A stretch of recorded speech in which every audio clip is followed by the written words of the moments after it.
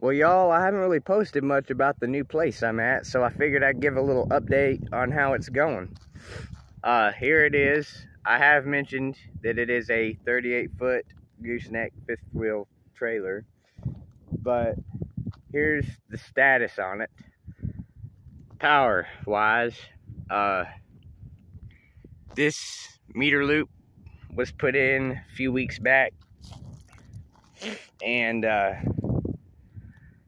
it just got hooked up yesterday to the big pole right there that also has a line going to a meter loop on a pole over there for the house that's been there a while. But this is new. This right here is the meter loop here. Then you have the breakers box here. That's what this is. It's an outdoor breaker box. And then this is the RV receptacle, 50 amp. And then there's this outlet right here that when they put this in yesterday evening, I plugged these two cords into it, and these two cords did go to that generator right there that y'all have seen before in previous recent uploads. And that's what they went to before this was, before this was put in. Because like I said, this was only put in yesterday. Or no, the pole wasn't put in yesterday. It was put in a little bit, a couple weeks back. This line was put in yesterday, the actual feed. So the pole was in, but there was no power to none of this.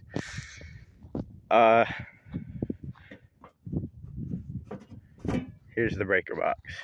This is currently turned off because we don't have the cord yet. This is the one that came with the RV, but it only goes to there. We're having a 6 gauge, which is what this is, but ours is going to be new. It's a 6 gauge cable. It's going to plug in and have a RV plug on the other end, but it's going to be 90 feet long, made out of this gauge cable. This is 6 gauge too. That's 6 gauge as well. It's going to be made out of that, but new, because this one is much too short. It's a little less than half the length it should be, or it needs to be, for this to reach, and it has been hot. So we just went ahead and decided we're just going to have one made. Excuse me. Anyway, so yeah, that's where we're at. So when that cord's made, we will turn it on. And then this thing locks up good, raises up, and then this little latch right here engages, and it is shut. Pretty cool. But anyway, so yeah, the only power I had, I moved in December 16th, and it's January 20th that this was put in this year. So before that, I had these two cords going to that generator for heaters and stuff like that. You know, but I had to come out here, fire up the generator, or sometimes my dad would come out here and he'd fire it up before he'd come in. Had gas over there, you know, so the generator would always have gas in it. And then I didn't really use this one much at all, but it was for that really cold spell we had back in December. We had that Arctic thing blowing for a few days there, and it had us here in the negatives. So I had that generator while that was going on. But I used it one time during all of that. And then other than that, there's been this cord here, which just goes up to the house. And it's the only constant power I had up until yesterday, when I was able to plug those two into that pole instead of being on that generator over there. But yeah, the new cord, here's the end of the old cord. The new cord's going to reach from the RV receptacle over there. It's going to come around. It's going to go under the trailer a little bit to plug in. And goodness, excuse me, I just had a Coke. It's going to plug in right here.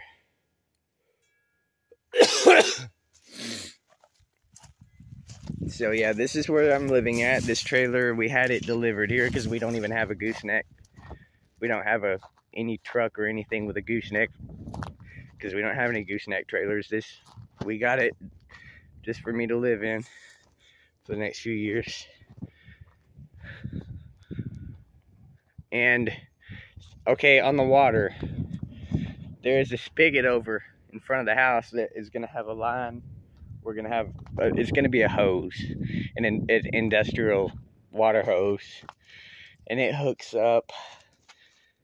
No, that's the flusher. The water hooks up right here. City water connection.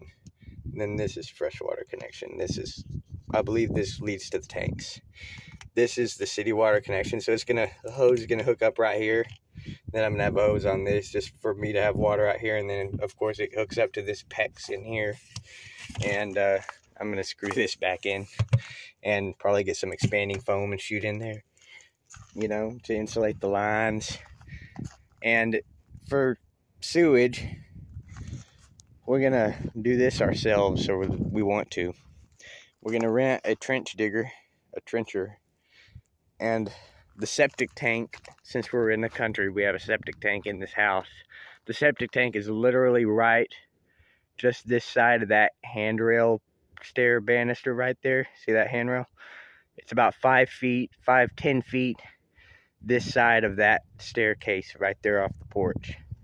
So we're gonna run a PVC 4-inch. We're gonna dig a trench, and the clean out for the house that is going towards the septic tank is right underneath this end of that porch, that veranda porch on the house. So we're gonna dig up that line, put a T in it, and it's 4-inch PVC. We're gonna run a 4-inch PVC line, trench dig underneath my driveway all the way over to somewhere over here. And then I will just use, damn it, stupid wind, this here, and then we have a drain RV hose, those flexible ones. We have one, and then this is what keeps it off the ground, and of course I'll use that, and that'll be how I have a place to drain my tanks directly into a clean out. And then of course there's those adapters, and then that's a hot water hose. It's a heated water hose. Anyway, so that's where we're at on that. None of this is done yet except for the electricity, and but it will be, and I guess later on y'all will see after it's in. All right, y'all have a great one. Thanks for watching.